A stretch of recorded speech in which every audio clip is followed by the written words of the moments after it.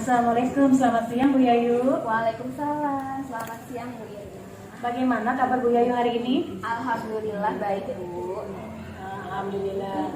Pada hari ini kita akan melakukan praobservasi kegiatan supervisi ya Bu Yayu. Perlu saya sampaikan bahwa supervisi ini bertujuan untuk mengembangkan diri Bu Yayu, untuk mengetahui dan mengevaluasi jalannya pembelajaran yang Bu Yayu lakukan. Kegiatan praobservasi ini sebagai persiapan awal agar nanti Bu Yayu lebih siap dan lebih percaya diri dalam memberikan pembelajaran yang terbaik bagi murid. Baik Bu. Kelas berapa ya yang Bu Yayu nanti akan disupervisi? Kelas 4 Bu. Oh baik. Kira-kira kapan ya waktunya atau hari apa bisanya Bu Yayu? Mungkin hari Jumat ya Bu, di jam pelajaran pertama dan kedua. Baik Bu Yayu, untuk pembelajaran hari Jumat nanti, tujuan pembelajaran apa yang ingin dicapai? Berdasarkan rancangan pembelajaran yang saya tuliskan, tujuan pembelajaran yang ingin dicapai yaitu peserta didik dapat mengukur panjang menggunakan satuan baku dan tidak baku, serta peserta didik dapat mengukur dan mengestimasi luas menggunakan satuan baku dan tidak baku.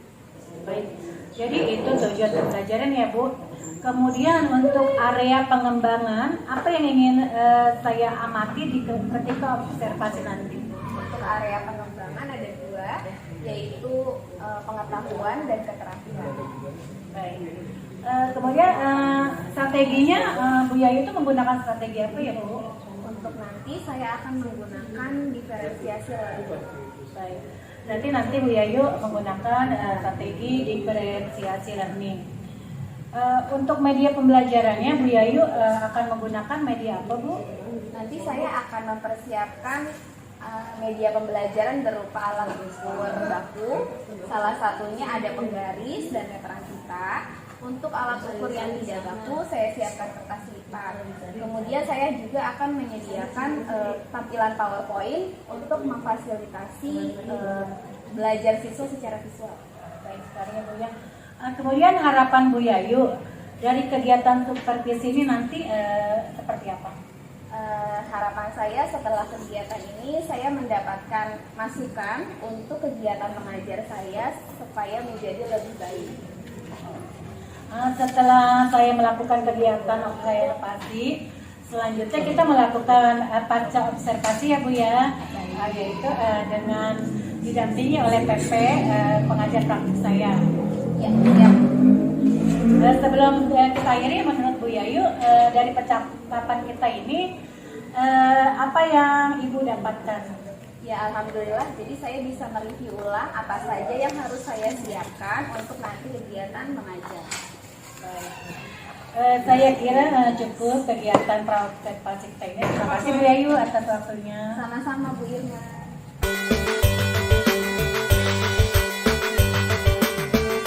Assalamualaikum warahmatullahi wabarakatuh.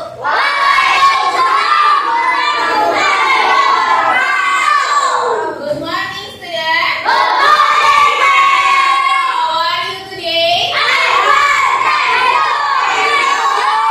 I'm fine too, thank you. Oke. Hari ini sebelum belajar, Ibu mau mengecek kehadiran dulu ya. Dari 32 siswa, lihat kanan kirinya. Temannya ada yang belum hadir? Ada Bu. Ada. Siapa saja? Baik, kelompok yang ini? Ada. Aleta ya? Iya, Aleta sakit. Kelompok ini? Oh, Dava izin. Kelompok ini? Febrila ya? Iya ada. Febrilanya sedang sakit. Ya, kita doakan teman-teman kita yang tidak dapat hadir bergabung bersama kita hari ini. Yang sedang sakit semoga lekas.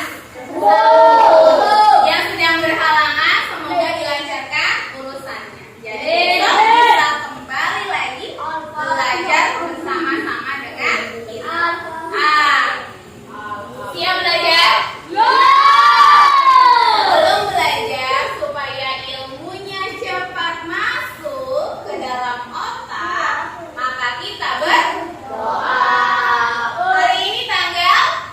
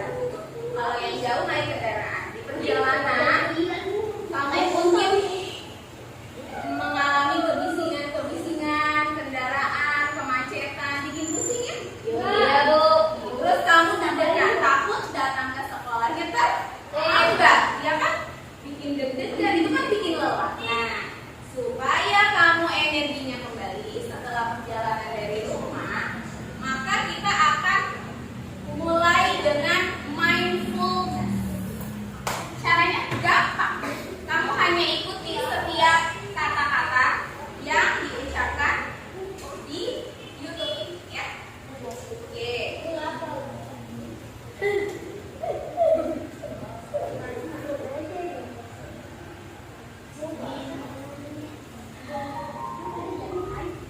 Cukup sejenak dari kegiatan apapun yang dilakukan saat ini. Mari istirahatkan sejenak fisik dan mental selama kurang lebih 3 menit saja. Sebelum mulai, silakan Anda duduk senyaman mungkin. Anda bisa geser posisi tempat duduk agar menjadi lebih nyaman.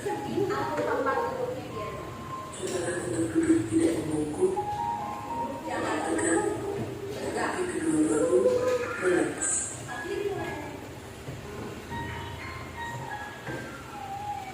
Mari rasakan kursi yang menopang tubuh Anda.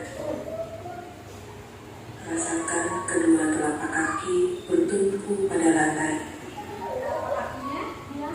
Letakkan tangan pada pangkuan atau di atas meja. Relax. Relax.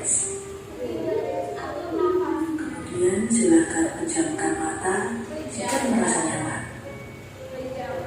Tanpa cukup, arahkan pandangan ke bawah.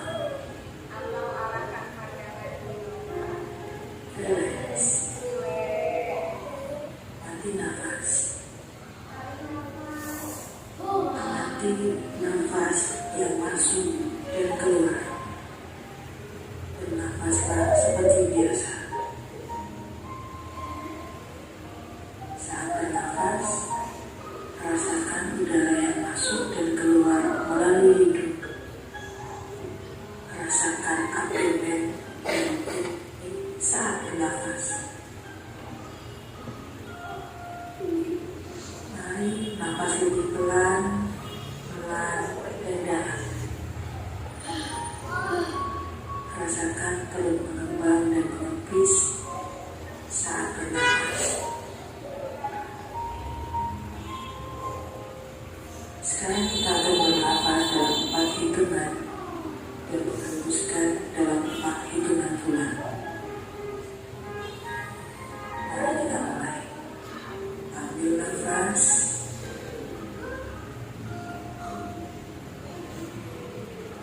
Hembuskan.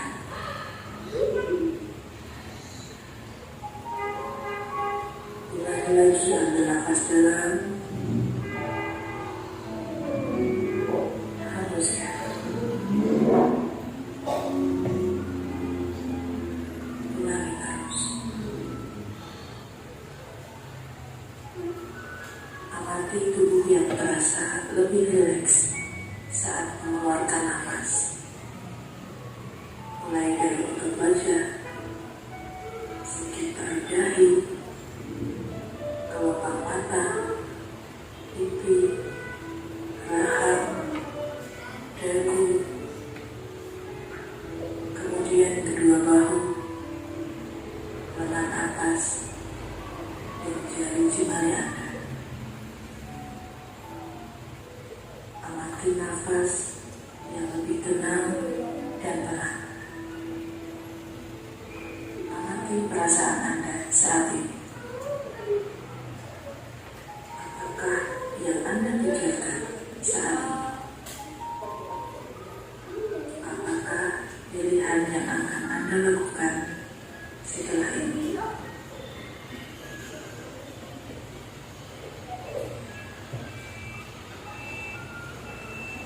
Silakan buka mata Anda perlahan. Untuk akhirnya, lalu kita ambil nafas panjang sekali lagi. Hembuskan perlahan.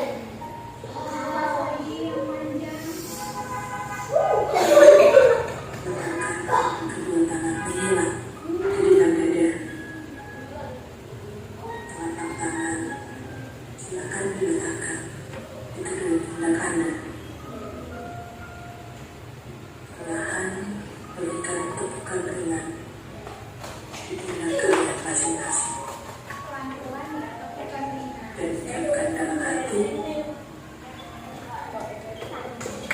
terima kasih untuk diriku Ucapkan dalam hati, yang terima sudah kasih berjuang sampai hari ini. karena sudah kuat sampai hari ini, sudah hebat sampai hari ini. Saya akan melanjutkan kembali kegiatan Anda dengan membawa perasaan yang lebih tenang, pikiran yang berfokus, dan tubuh yang lebih rileks.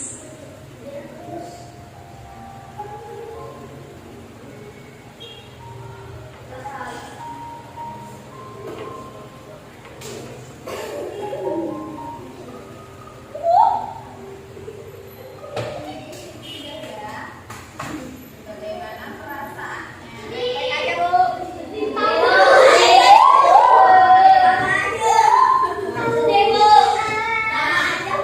Ada kunci di belakang, ada kata-kata ya.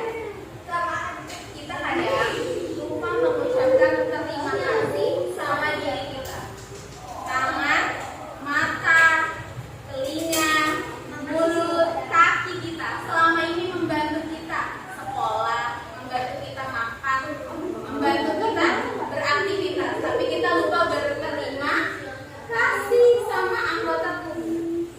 Jadi jangan terlalu memaksa tubuh kamu. Ya, jangan terlalu sering melihat gawai atau gadget.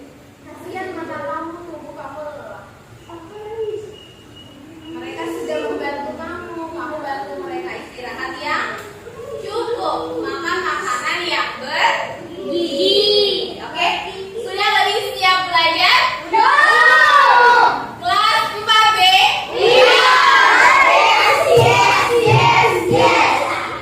Mana fokusmu? Mana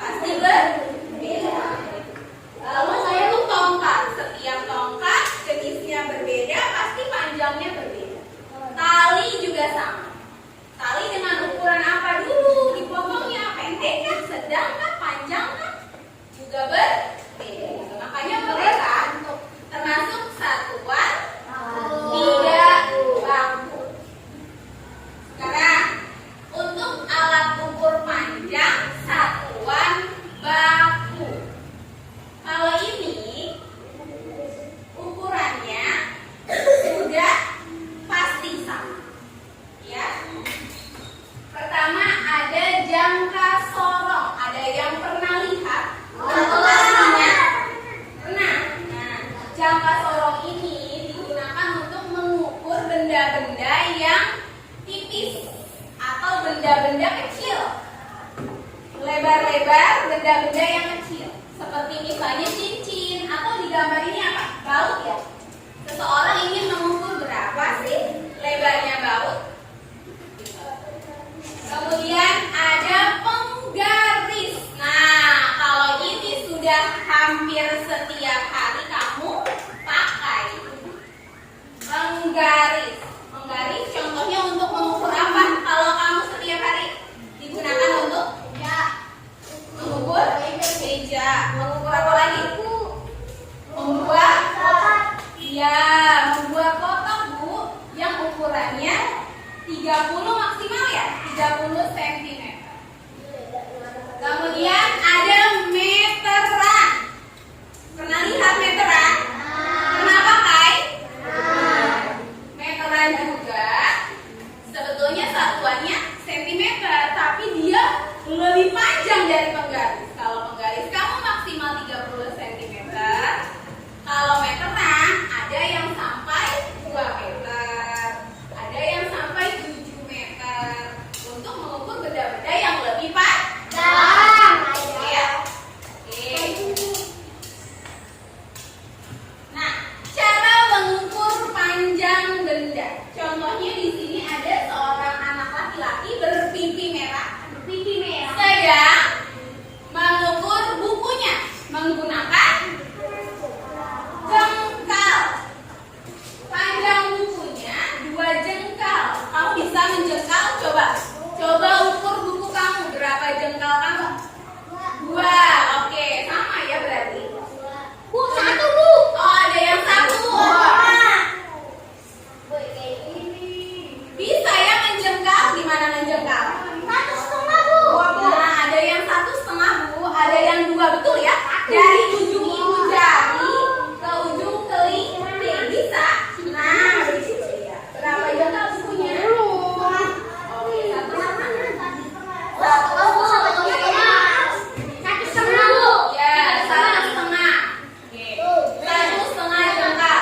Kemudian yang satu lagi ada contoh menggunakan penggaris. Ini alat ukur satuan baku. Kalau yang jengkalan tidak baku. Kalau yang penggaris ini yang baku. Lihat, pasti kamu sudah pernah belajar di kelas 3 atau bahkan kelas 2.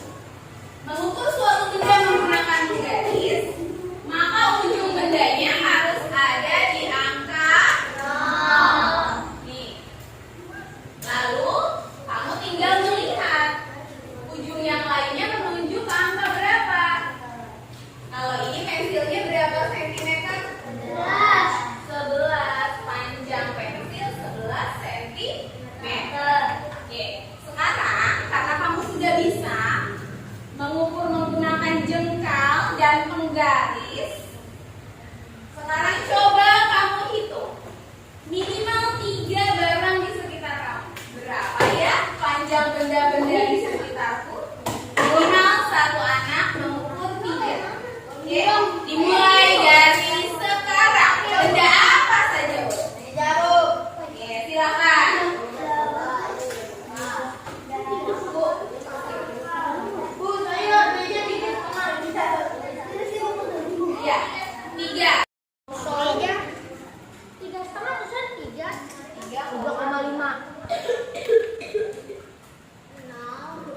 Oke, guys, kita mau bikin kamar mandi. 30, Bu, 6,0. Boleh tulis.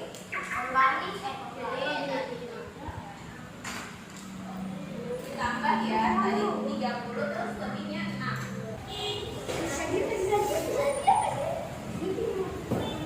Sudah selesai? Sudah. Oke.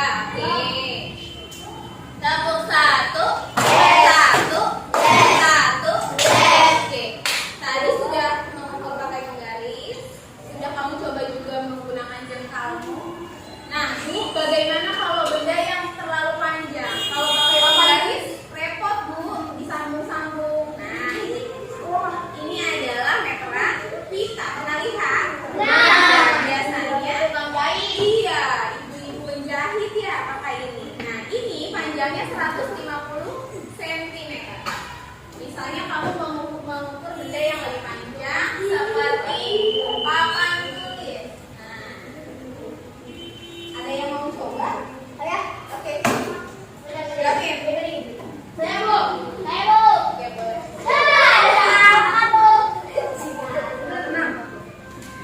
Udah aja, Gavin sini. Oke, hasil.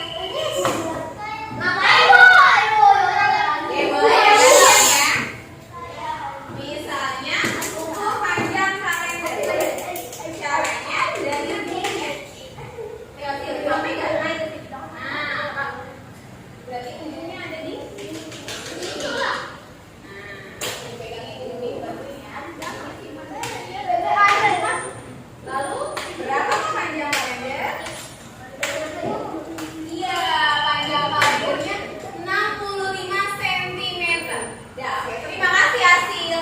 Jadi kalau pakai penggaris kamu harus 2 kali, bahkan sampai 3 kali menyambung penggaris. Kalau pakai meteran kita cukup 1 kali. Ini untuk mengukur benda-benda yang lebih panjang. Sampai sini paham ya? Oke. Selanjutnya luas. Nah, sekarang kita masuk ke luas. Luas itu apa sih? Pengertiannya? Besaran yang menyatakan ukuran 2 dimensi suatu permukaan yang dibatasi kurva tertutup. Jadi yang namanya luas itu mengukur permukaan semuanya.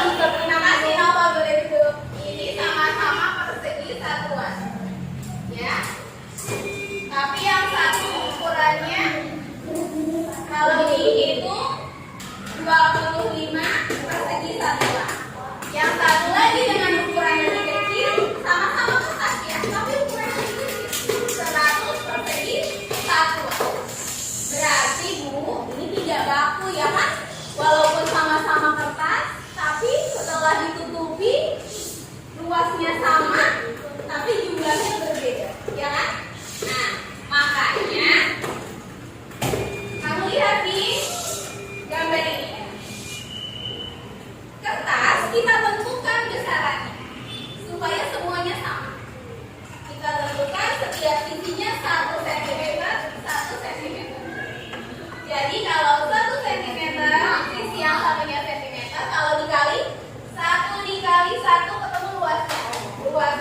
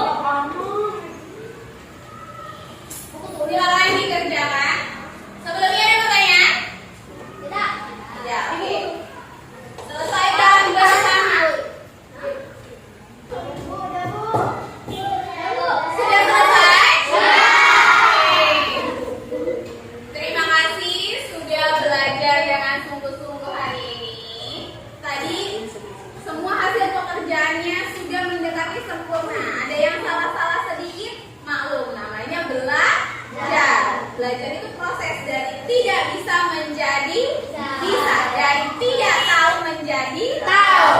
Oke. Untuk menutup kegiatan belajar hari ini, Ibu mau lihat dulu nih kira-kira beneran udah paham atau belum? Bisa salah satu? Oke. Jadi tadi kita belajar apa hasil? Oke, luas. Sebelum mengenal luas, kita mengenal apa dulu? Panjang, betul. Panjang itu ada alat ukurnya ya? Ada dua jenis. Ada yang baku, tidak baku. Bisa, yang lain.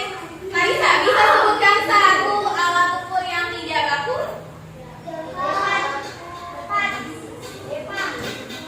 Apa? Tadi jengkal.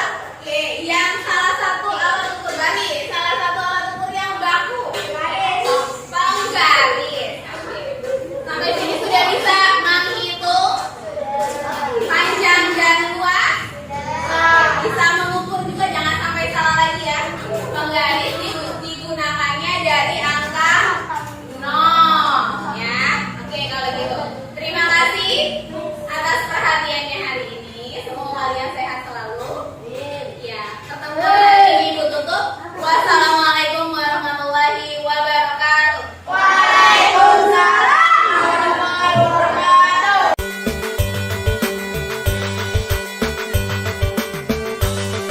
Assalamualaikum Ibu Sarmina, Ibu Yayu. Apa kabarnya hari ini? Alhamdulillah sehat. Baik Bu Yayu, saya di sini ingin bercakap-cakap dengan Bu Yayu. Percakapan panca observasi ini, saya akan memberikan pertanyaan-pertanyaan tentang bagaimana proses observasi yang sudah berlangsung dengan tujuan untuk mengevaluasi sejauh mana proses pembelajaran yang sudah Bu Yayu lakukan. Untuk pertanyaan yang pertama, bagaimana nih perasaan Ibu terkait observasi kelas yang sudah kita laksanakan? Sebelumnya saya mau mengucapkan terima kasih karena saya sudah dipilih gitu ya. Jujur perasaan saya awalnya sangat tegang, tapi alhamdulillah sekarang saya senang sekali. Saya berusaha untuk menguasai perasaan saya jauh lebih rileks dan alhamdulillah saya mendapatkan manfaat dan pengalaman dulu. Terima kasih banyak Ibu. Alhamdulillah ya Bu. Nah mungkin Ibu bisa menceritakan kembali area pengembangan apa yang Ibu lakukan di dalam kelas, juga langkah-langkah atau tahapan pembelajaran yang sudah Ibu Yayu lakukan di dalam kelas kemarin. Saya mengambil area pengembangan itu dua, yaitu pengetahuan dan keterampilan. Untuk pengetahuan, saya memilih siswa mengidentifikasi luas dari bangun data. Kemudian untuk keterampilannya, saya memilih agar siswa dapat menyelesaikan permasalahan sehari-hari yang berkaitan dengan luas bangun data. Kemudian saya juga membuat perangkat pembelajaran untuk mempersiapkan pembelajaran agar dapat diterima dengan mudah oleh siswa. Baik Bu Yayu. Kemudian nih menurut Bu Yayu sejauh mana area yang sudah Bu Yayu lakukan di dalam kelas, apakah sudah berhasil atau bagaimana Bu? Alhamdulillah sejauh ini saya evaluasi mereka secara pengetahuannya, mereka sudah mampu mengidentifikasi luas bangun data baik menggunakan satuan yang tidak baku maupun dengan satuan baku. Kemudian mereka juga mampu menyelesaikan beberapa persoalan yang berkaitan dengan kegiatan kita sehari-hari, terutama juga dalam menentukan luas dari bangun data. Alhamdulillah ya Bu, jadi sudah berjalan dengan lancar ya Bu ya, sesuai dengan yang Ibu yang kita rencanakan. Nah ini menurut Ibu apa sih yang menjadi kendala-kendala itu ketika melaksanakan proses pembelajaran tersebut? Sejauh ini mungkin setiap kelas atau kelasnya aja karena memang pasti kan siswa ada beberapa 32 jumlahnya, pasti ada kendalanya karena kan berbeda ya karakternya. Kendala saya yang saya rasakan saat terutama pembelajaran ini, mereka ada beberapa yang masih kurang serius, masih mengobrol gitu. Terus kemudian itu memancing beberapa teman-temannya jadinya ikut kurang fokus juga sama pembelajaran.